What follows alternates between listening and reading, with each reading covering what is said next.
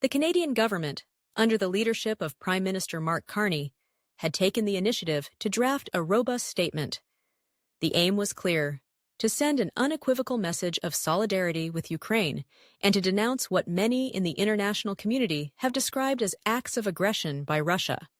The language was firm, calling out Russian aggression and urging the world not to waver in standing up for the principles of territorial integrity and international law.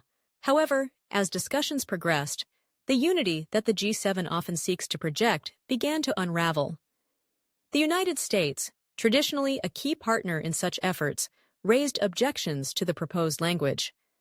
American officials expressed discomfort with directly referencing Russian aggression, reflecting a broader shift in the country's approach to the conflict.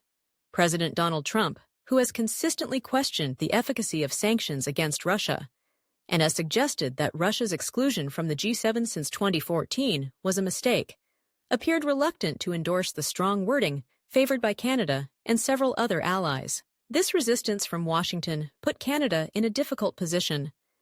The hope for a strong, unified joint declaration faded as it became clear that consensus would not be reached. Ultimately, Canada made the decision to abandon the joint statement altogether, an unusual move that underscored just how deep the rifts within the group had become. Instead of a joint declaration, the G7 issued a more tempered chair's summary. This summary, while expressing support for an unconditional ceasefire and continued diplomatic pressure on Russia, fell short of the forceful condemnation that many, including Ukraine, had hoped for. The summary marked a compromise, an attempt to salvage some measure of unity in the face of diverging national interests and priorities. For Ukrainian President Volodymyr Zelensky, who attended the summit in person, the outcome was a sobering reminder of the challenges facing international diplomacy. Addressing the assembled leaders, he described the state of diplomacy as being in crisis and urged the G7 nations, particularly the United States, to do more. Zelensky's message was clear: Ukraine depends on the steadfast support of its allies, and wavering resolve only emboldens further acts of aggression. The inability of the G7 to produce a joint statement is more than a diplomatic footnote. It signals broader uncertainties about the future of international cooperation on Ukraine.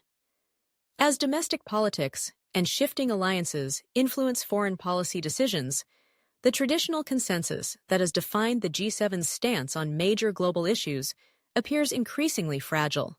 Looking ahead, the path forward for Ukraine and its allies remains uncertain.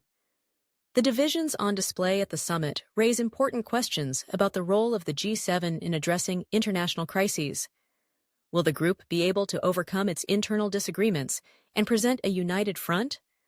Or will divergent national interests continue to undermine the collective action needed to address challenges like the conflict in Ukraine? For now, the world watches and waits, hoping that the spirit of unity and resolve that once defined the G7 can be rekindled in the face of ongoing adversity.